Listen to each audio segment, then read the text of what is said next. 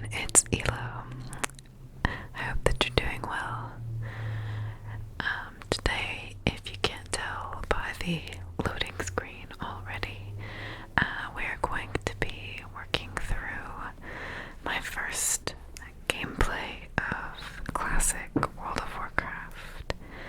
I actually filmed this video a number of weeks ago, but I had some issues with the audio, so I am recording a new voiceover now with hopefully much better audio for a better ASMR experience so that this video doesn't go to waste.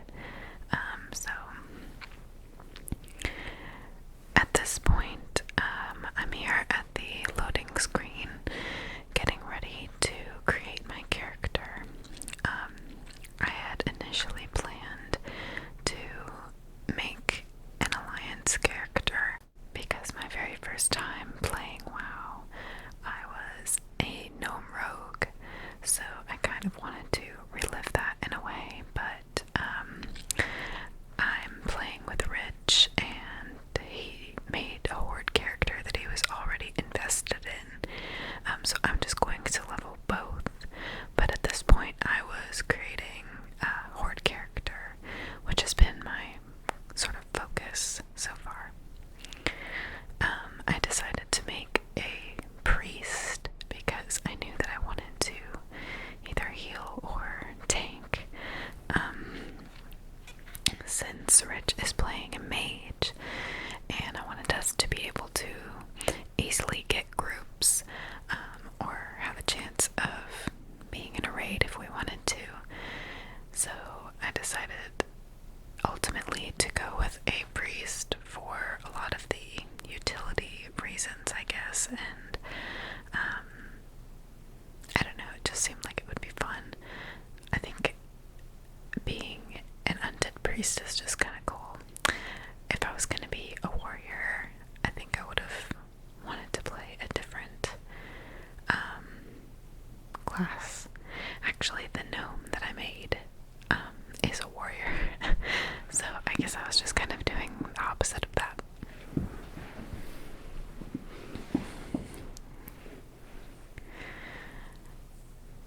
At this point, I'm just sort of going through and using all of the different personalization features to create my character.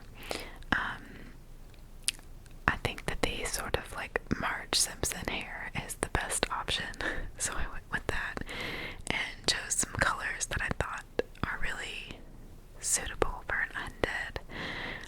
And then the thing that really gives me the most trouble when I'm doing character creation is choosing a name, because you know, it's what people are going to call you while you play, and if you have a longer name, usually your name will get shortened to the first little bit that makes sense to say by itself. So you also have to consider what your sort of nickname will be based on your name if it's longer.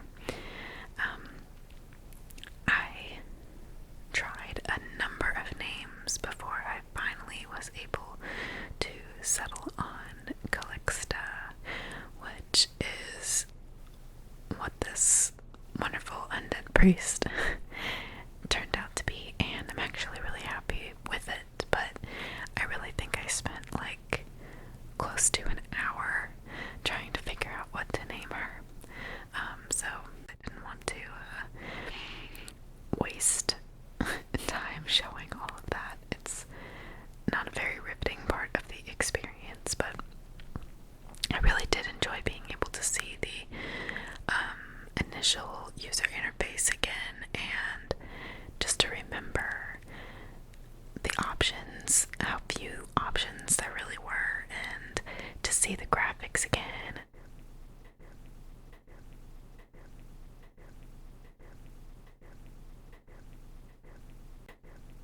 Like, I got chills when I saw this loading screen and started watching the cinematic here that sort of does the job of explaining to you your character's background and putting you in the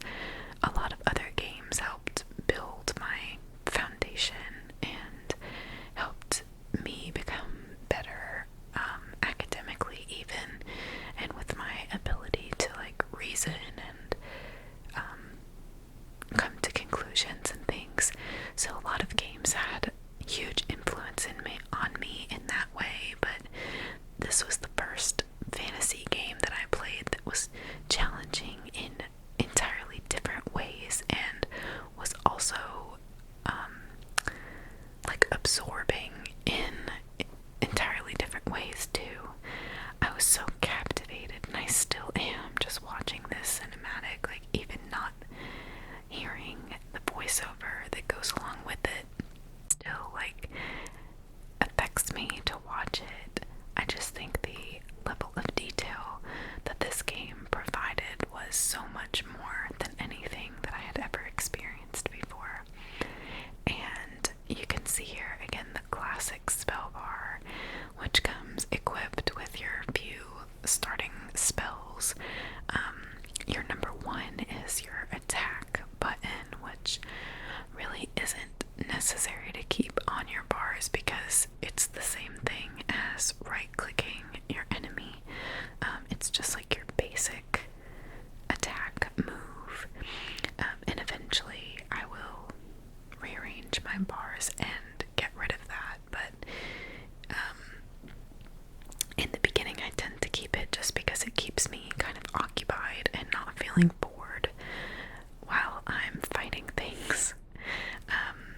I also kind of tend to zone out while I'm leveling sometimes, so it's good for me to see the icon flashing red so that I know that I'm actually attacking and not just standing still doing nothing.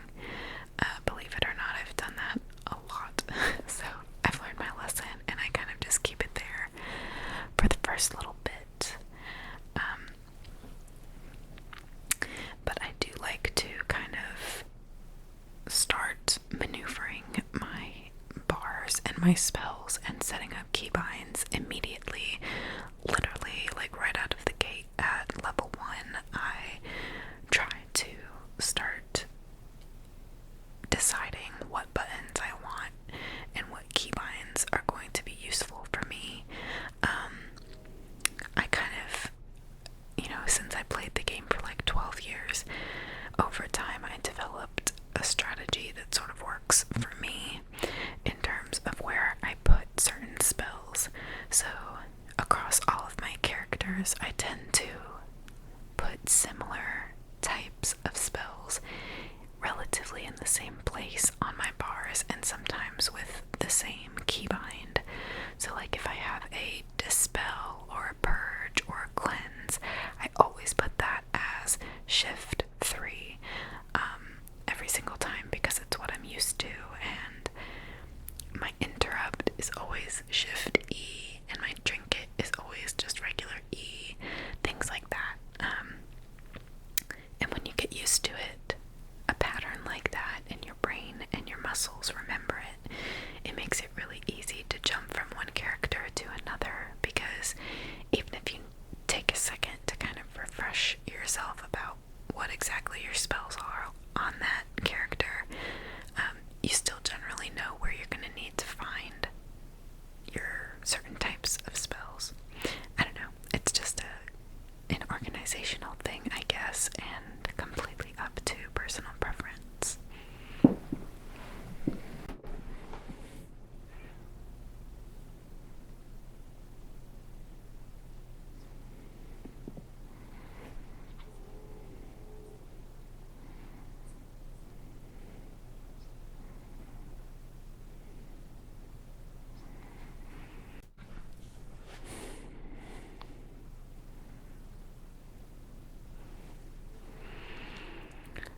So you can see that we eventually ended up walking into our first town and getting our first sort of quests.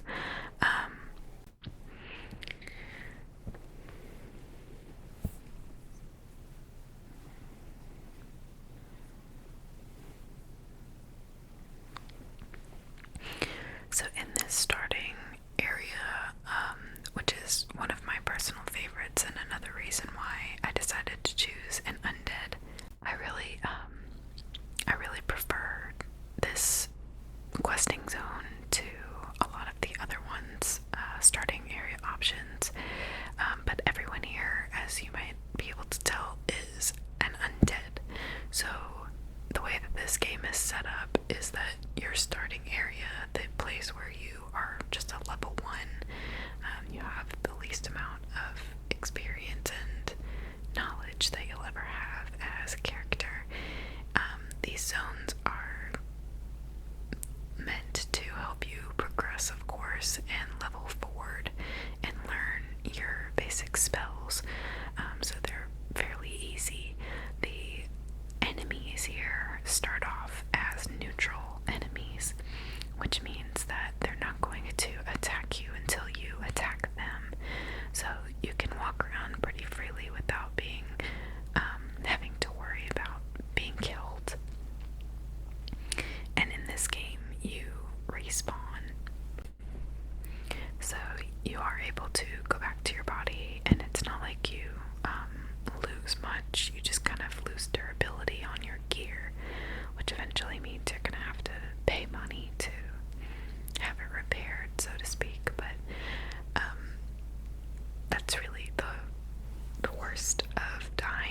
is having to run back to your body.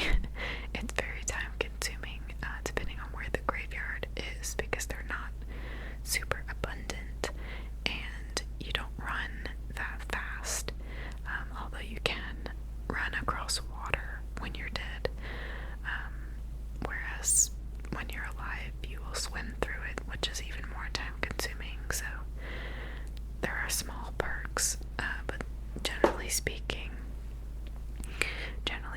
running back to your body is definitely just really obnoxious. And so the best thing to do, of course, is not to die. And in WoW Classic, the big thing was just kind of having patience, because even though here the mobs are neutral and you can control how many you're pulling and kind of ensure that you're not going to take too much damage and die, in other areas, as you start leveling up and becoming more experienced, the game becomes harder by taking you to places where there are lots of enemies and they're not neutral, they're aggressive. So if they come within a certain radius of you, they're going to attack you. And you have to have a lot of patience and a very wide camera angle to ensure that you're not going to get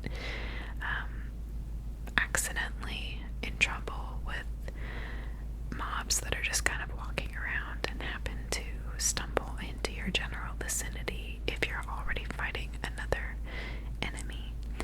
That can become too much really, really fast at this point in the game. So it's definitely important to just be patient and try to kill one thing at a time, at least when you're starting off, and still getting used to your spells and everything. But as you can see, it doesn't really take that long to level up for the first time. Like, going from level 1 to 2 is kind of rewarding, but it does progressively, seem to take longer, and you'll have to do more and more difficult quests as you level up and move from zone to zone. But the storyline is the thing that makes all of this more than tolerable for me. It's something that I love. I love reading all of the quests, and you might notice that when you accept a quest in Classic World of Warcraft, you can't actually hit accept and add the quest to your quest log immediately. As the quest is becoming available to you, the text of the quest sort of unrolls across the screen, and it takes time to completely, translate everything that the quest is saying onto the sort of parchment that you're looking at. So you're forced to, or at least persuaded to, read the quest, which was a really important thing when this game first came out. You did need to read the quest if you wanted to know what to do next.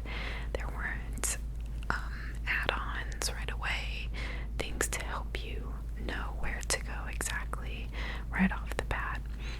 Quest helper and all of these things that are kind of now built into the game.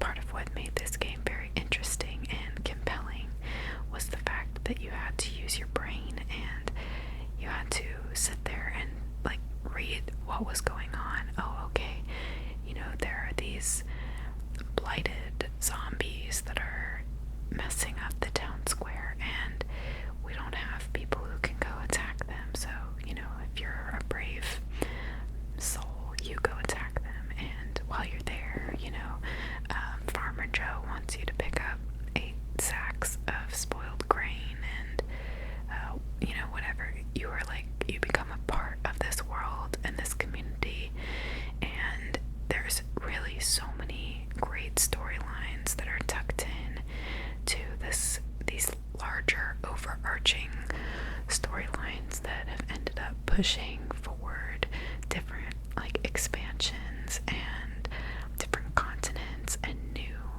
aspects of the game, elements of the game since this point.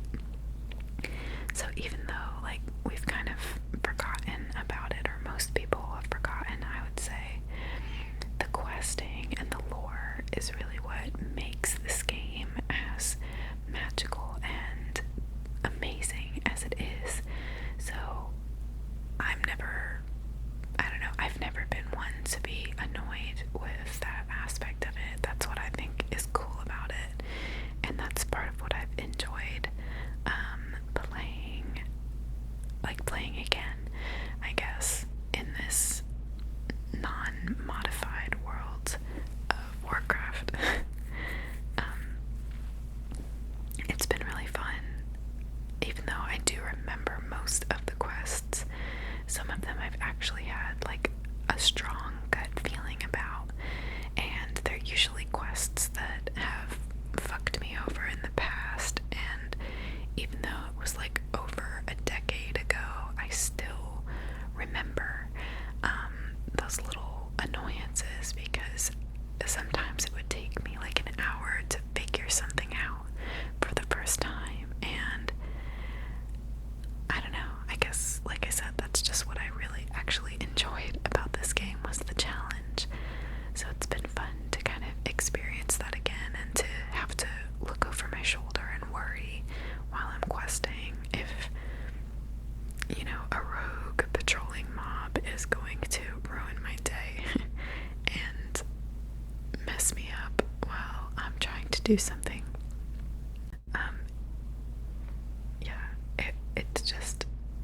It's been a blast from the past so far, of course, and it kind of makes me wonder if they're gonna, like, slowly re-release some of the other expansions. I feel like no one would care anymore come Cataclysm, but I could see people really enjoying like a Burning Crusade and or Wrath of the Lich King revival. But either way, WoW Classic has definitely been an interesting and fun experience so far. It's also been a little bit difficult for me though, because I like just got back into playing World of Warcraft in general, like maybe 5 or 10 days before WoW Classic came out, and obviously I'm late in even joining WoW Classic. I only started making this character, like I said, a few weeks ago now, like at I don't know, the end of September, maybe middle of September. So I'm at least a month behind all of the other people who started when it first came out, and I've also been really distracted by all of the cool stuff that I've been discovering and exploring on my shaman, and like I just have such a tight feeling and connection to my shaman that it's actually hard to choose not to play her sometimes. But I've been surprisingly, I guess I've just been surprised at how compelling it's actually been to also now want to play Calixta. Like, it's a different kind of challenge, I guess, and I'm repeating myself, but it's what drew me to the game in the first place, and I guess I'm just really, really shocked that it still kind of has that same value and interest level. But I don't know, talking about it just makes me want to go play, and I just feel very torn about what to play, and I have so few hours in the day to even commit towards playing, since I'm still trying to like live a healthy and balanced life and not become like a swamp rat again in my life.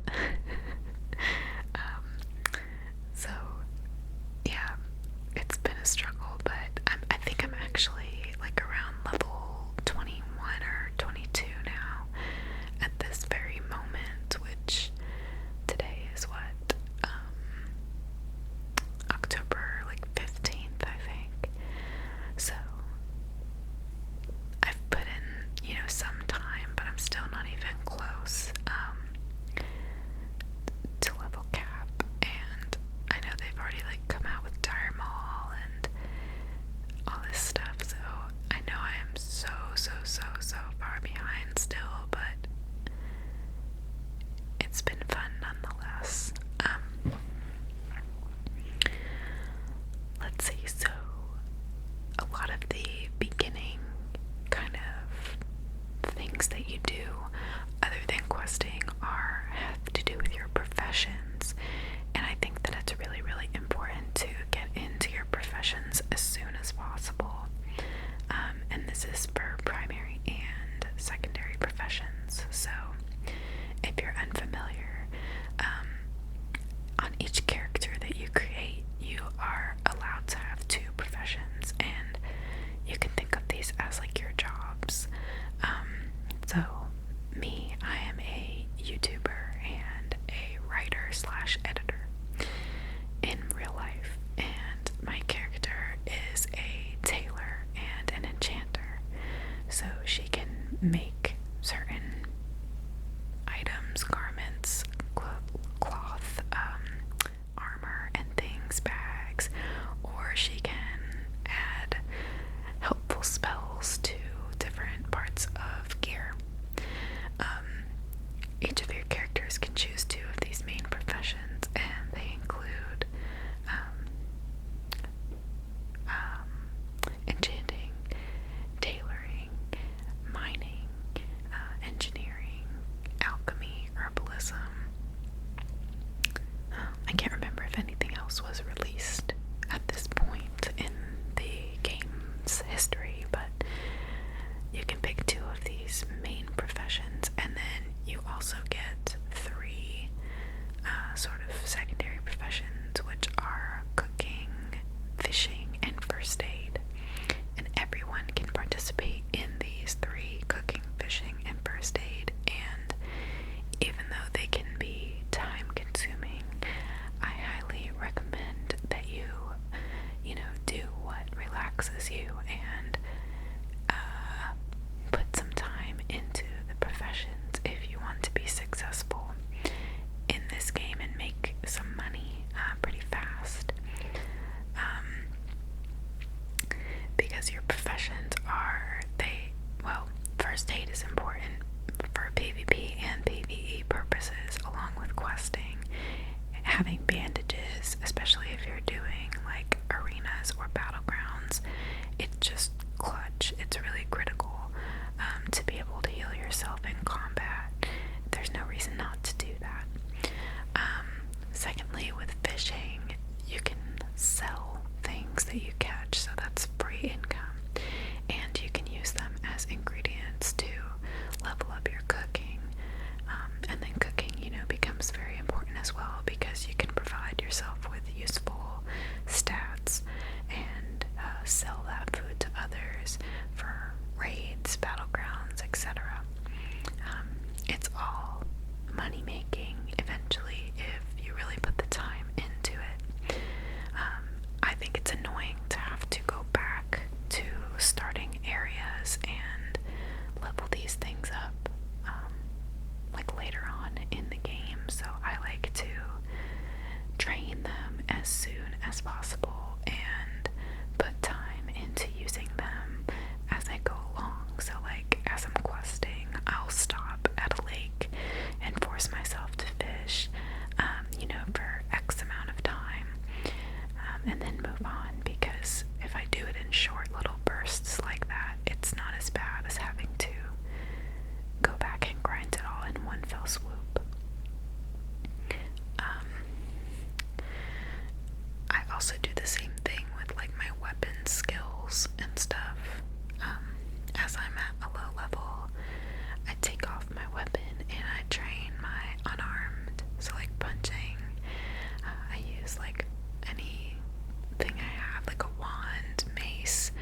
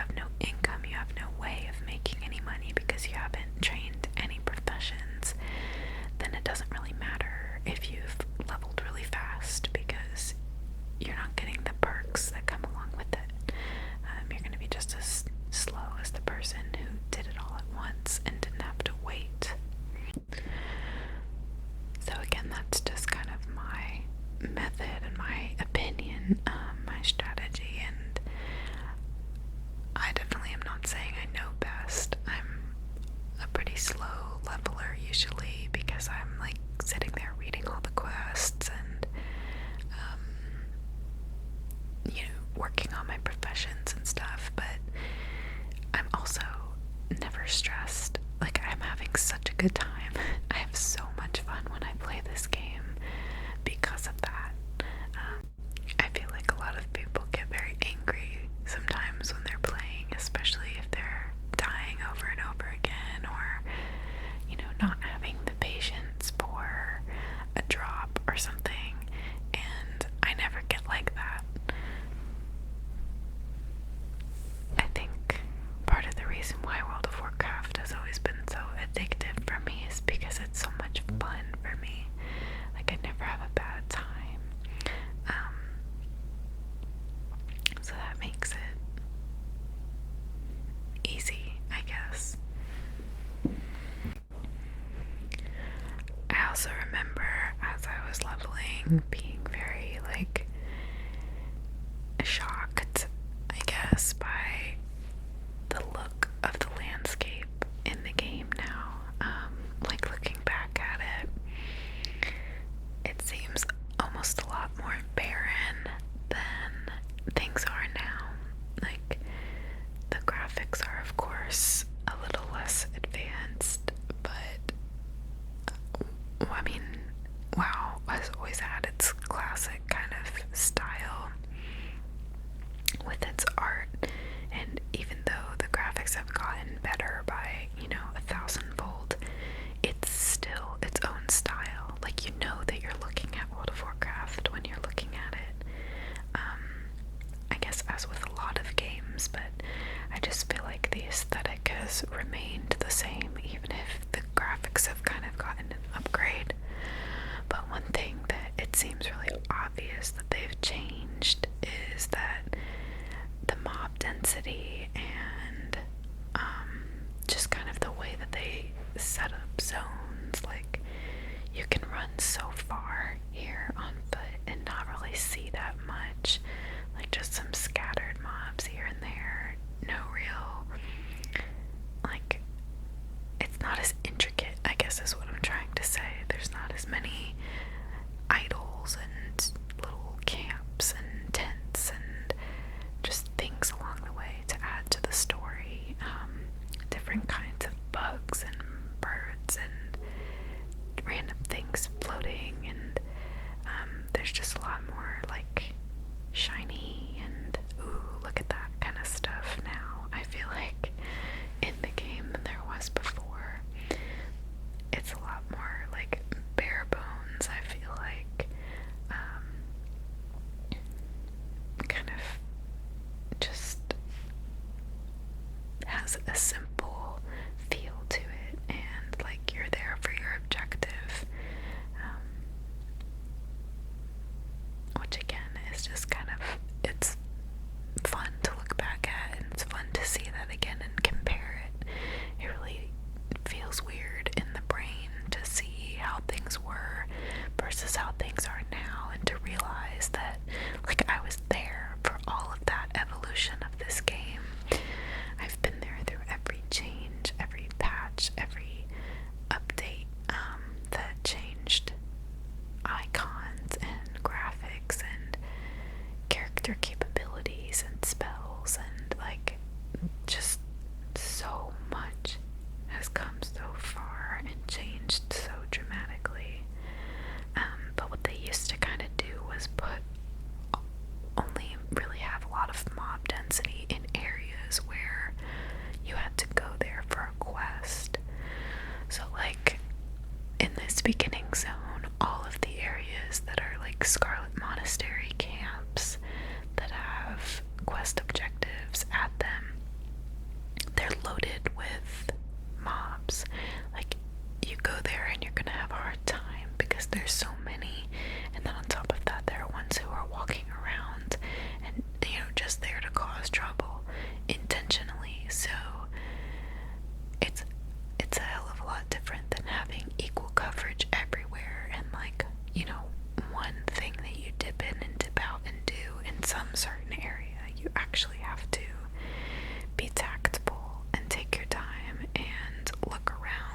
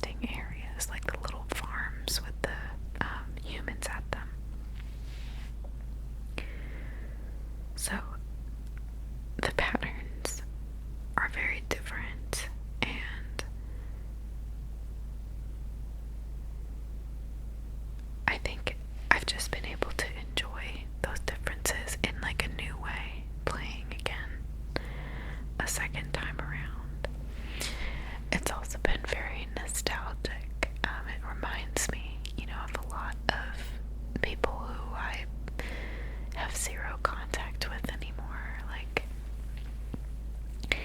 I remember when I first played, and as a lot of you know, my younger brother really got me into the game by accident, and his guild members at the time became my guild members, and I still remember a lot of their names, and I remember having really good times with them, and I remember Joyce, very funny moments with them and everything. But as time went by, you just kind of move forward, because you meet so many people and have different kind of like eras with them, and this was just a really fun and good era, and it reminds me of just a lot of different people.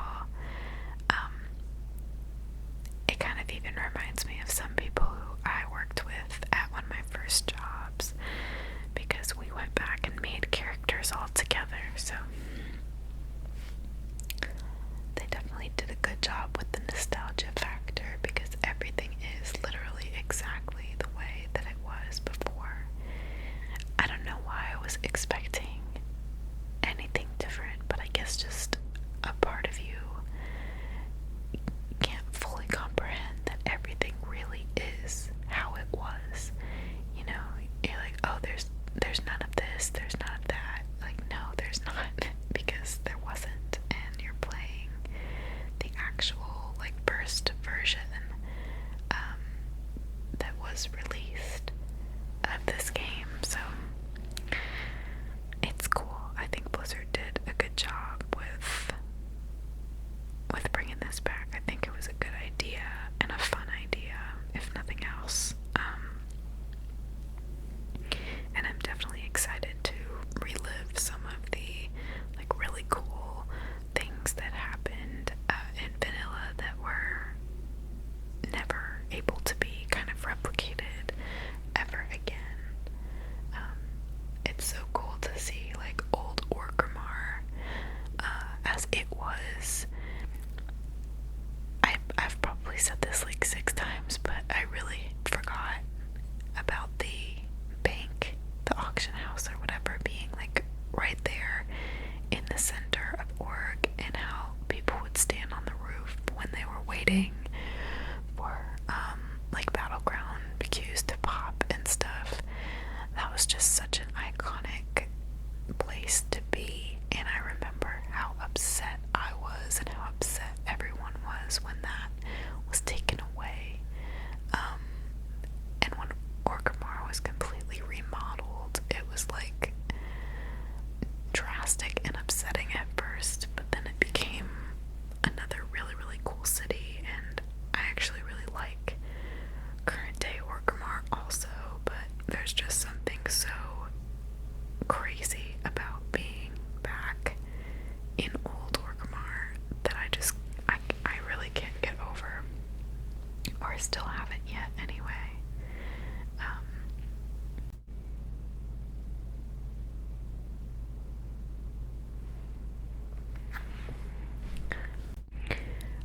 I think at certain points during the recording of this gameplay, I was thinking of reading the quests out loud and stuff, as I was getting them, and like doing voices and stuff, which I still might do at some point, but it unfortunately, like I said, didn't really work out with the audio, and when I did the voiceover, that didn't even work out. So I think I would want to do it kind of in real time or something, because trying to read it back over something that had been recorded, it just wasn't good timing every single time. There wasn't always enough time for me to read everything out loud, so I didn't end up doing that. But it is something that I kind of do by myself while I'm playing in my head, and it makes things a lot of fun. So I recommend doing that if you don't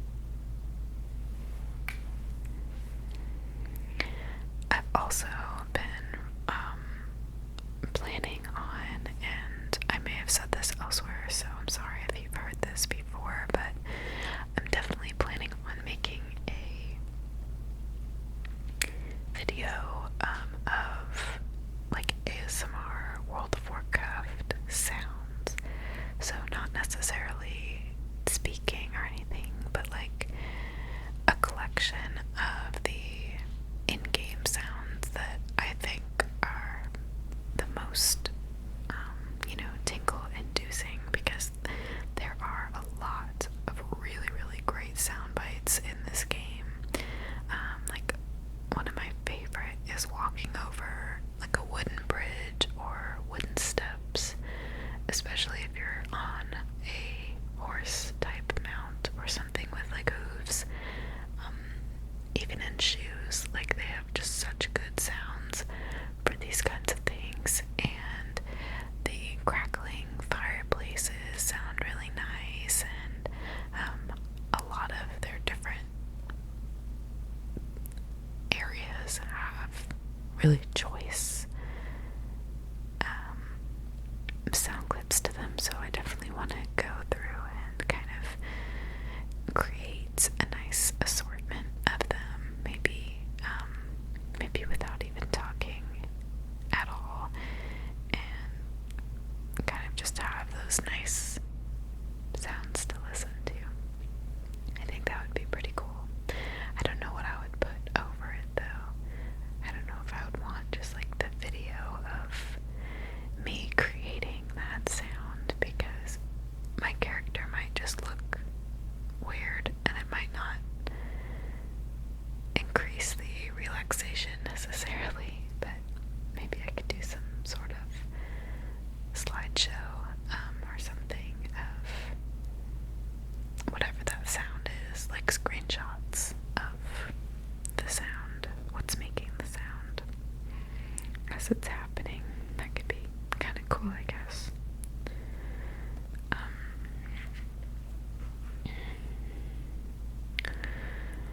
In questing, I don't really follow a whole lot of rules or anything. I kind of just do the quests as they come, and the green quests are the ones that are going to be kind of easiest to complete and give the least amount of experience, but still, those are usually the ones that you should be doing when you're starting off. Yellow quests are a little bit harder, but still should be doable by yourself, and will give a little bit more experience because they're a little bit harder. And then the orange quests are like, you might not be able to do it by yourself. It might be really difficult, but you do get even more experience because it's noticeably challenging for you to complete at your level. And then the red quests are the ones that would be really, really hard and are usually not doable as a solo endeavor at whatever level you're at, if it's red to you. So generally I try to stick with green or yellow quests. The orange ones sound like a really good deal, but sometimes it's so difficult to complete the quest, like it takes so long, or maybe you die a bunch or something, that the actual return on that investment ends up being less, just because the amount of time trying to make that happen. So I kind of just let the quest lead me in that way. And of course, another perk of reading your quests before you kind of take off to go do them is that you'll know if any of your quests are in roughly the same area, so that you don't have to go running back and forth a million times. At this point in the game, it doesn't just show you on your mini map or on your map where you're supposed to go to complete a quest. You have to, like I said, read about it. So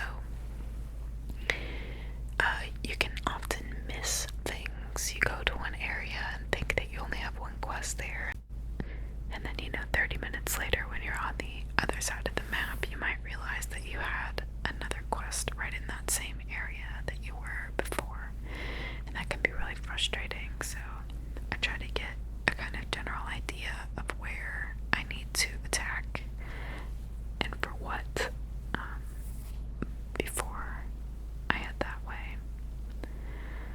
Also, if I'm ever working into a cave, I tend to go in only as far as I need to, and when I start finishing my quest goals, unless there's something at the end of the cave that I need to collect, like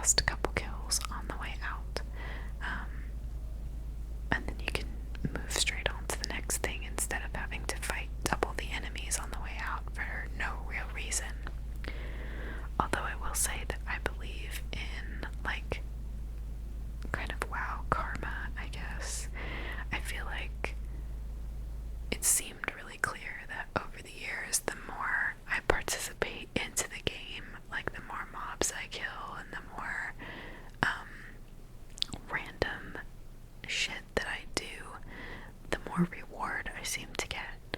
Like, people I used to hang out with in the game would always say how lucky I was to get certain drops and recipes or whatever, and I mean, maybe it is partially luck, but I also think that part of it has to do with just trying things. Like, if you always run straight through the game and you're only working towards your objective and you're never like killing a single mob more than you need to, you're just always doing the bare minimum and not really getting involved into the game at all, your odds of getting things back from the game are just less.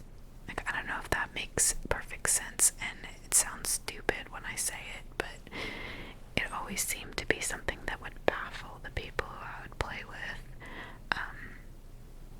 I guess they didn't think that I was maybe as deserving because I wasn't as like disciplined about the game. Like, I like to have fun while I play, and I have a very carefree and happy attitude about it, even if I'm doing something difficult. Even if I'm, like when I was raiding mythically and stuff, I just didn't get as stressed out about that, I guess. And when good things came along, it was just kind of like, just felt like it was time, I guess. I don't know. Maybe that's all stupid, but I definitely think that there's nothing wrong with doing a little bit more than whatever you're set out to do. Like, be curious in this game and open things and walk places that you didn't think you could and try stuff. Same as in real life, you should be a little bit adventurous in your personal life and in your World of Warcraft life, and it definitely pays off. I really wasn't expecting to take that kind of a turn, but I guess what kind of video from me would it be if I didn't, I suppose.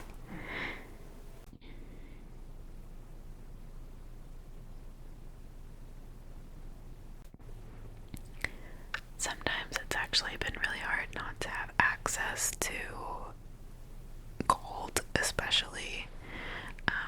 I've seen like memes made about this, but it's really true. I thought I was doing really well with saving all of my gold, but eventually you hit a point while you're leveling that like you literally don't have enough silver to train your abilities. So that's again why like professions and things come in handy, because you can sell things and make a little bit of profit, be able to actually afford your spells. But I have myself even run into having to be like delayed in learning spells because I just don't have enough silver to buy them, which is sad. It makes me miss having access to my other characters where I just have all the gold that I could need. But yeah, I guess that's definitely helps put you in the kind of like survivalist mentality that you would have had when you were starting off playing this game. You also only start with like your one little backpack, and I was fortunate enough to get an extra little, I think it's just like a 4-slot bag that dropped for me when I was leveling early on. But even just having 2 small bags is so difficult for me because I'm a huge pack rat. Like, I loot everything and then I sell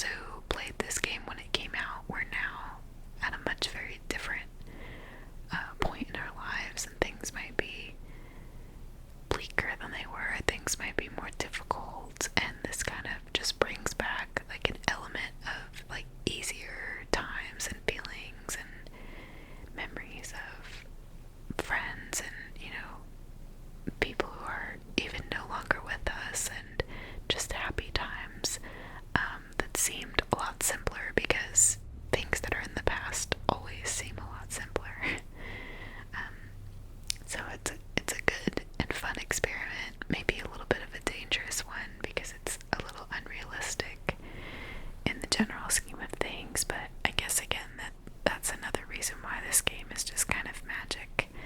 It does the things that you can't do in other aspects of your life, and it's just fun for that reason.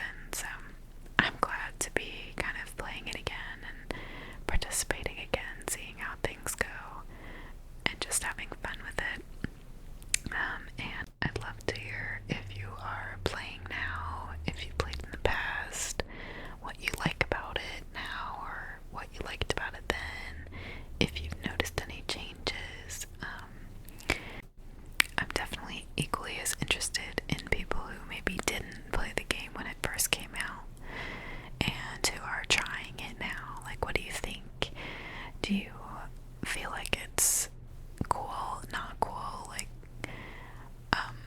do certain aspects of what's different surprise you or frustrate you, or do you prefer the game one way or the other, kind of thing? I'd just be interested to know that perspective too, because I think it's one thing to be going back and playing it again, but it's entirely different for people who maybe didn't even start playing until Cataclysm or Pandaria or Legion or something, and to be able to play the game in a way that it never was for them must be really interesting. I just think that perspective would be really, really cool to hear from too, and I don't know if I've come off in any certain way, but I'm certainly not an elitist about playing the game whatsoever. I feel very fortunate to have been able to be a part of World of Warcraft early on, just because I feel very fortunate for what it did for me in my life at a time where I really needed it. But I'm no one to sit here and say that I'm better or have something that other people don't for having been able to play it. It's just a video game, and I've never been one of those people who thinks that, like, oh yeah, old school players are better than everyone else. That's definitely not true, and I think that that's just something that people kind of perpetuate to make themselves feel better or bigger. And okay, whatever for them, I guess. I'm definitely interested in knowing the different perspectives and just hearing different people's stories and seeing what people think about it. My opinion is my opinion, so it's fun to hear other people's stories too, I think, even if they're different than mine. So feel free to comment if you want to. Let me know how you're enjoying it, if you're playing at all. If not, and all of this has been very irrelevant to you, I hope that it was at least interesting to see some of the gameplay and hear a little bit about how it works. I'm realizing now that I didn't really talk much about actually using spells and attacks, but I think it's probably relatively straightforward. You know, you click on an enemy to target them, and then you launch your spells or attacks at that target to eliminate them and move forward with whatever your quest goal is. My character happens to be a caster, which means that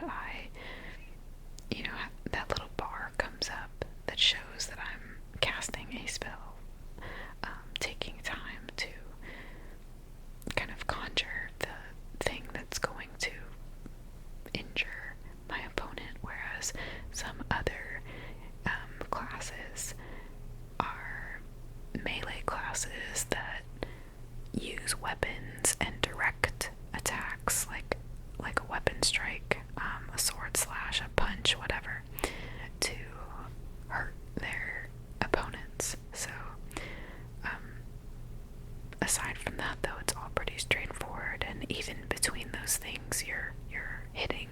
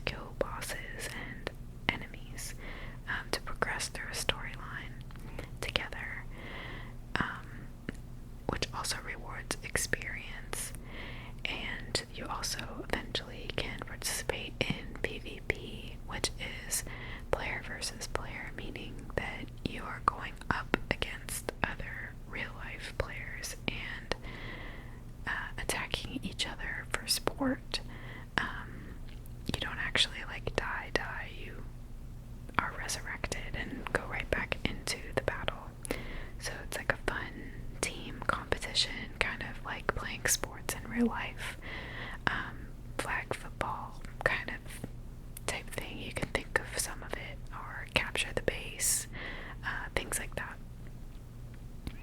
All very time-worn concepts, but presented in a way that makes it very interesting and dynamic, and the fact that you're playing, you know, on the internet with other real people,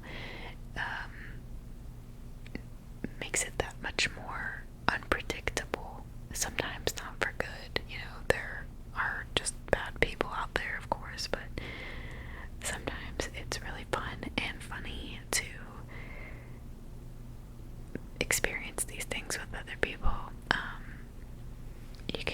I've made some of like my best friends and had some of my best memories through World of Warcraft. Even if that sounds weird, it's just kind of like hanging out with people from far away. It doesn't really feel any different than hanging out with someone in person, and I guess that's kind of like the catch-22 quote-unquote danger of technology. But regardless, it's fun to me to have a space where you can meet up with other people who are interested in the same thing as you and work together towards some sort of goal on the internet. I mean, it's just cool. And then on top of that, there's all this extra storyline and things that you can do completely by yourself. I don't know, it just seems like a win-win to me, and it's always been a source of fun for me and entertainment. I'm sure that I'm going to have a lot of fun playing Calixta, and even if I never really end up doing very much with her, who knows where my life is going to go, or how things might take a turn. Like I've said a bunch of times, World of Warcraft isn't my goal or my priority anymore at this point in my life. So I know some people have been asking to play together and stuff, and I'm not necessarily against it, but I definitely wouldn't want anyone thinking that it's a priority of mine. It definitely isn't, but it's still a lot of fun, and I just wanted to thank those of you who requested me making this sort of a gameplay video, because I enjoy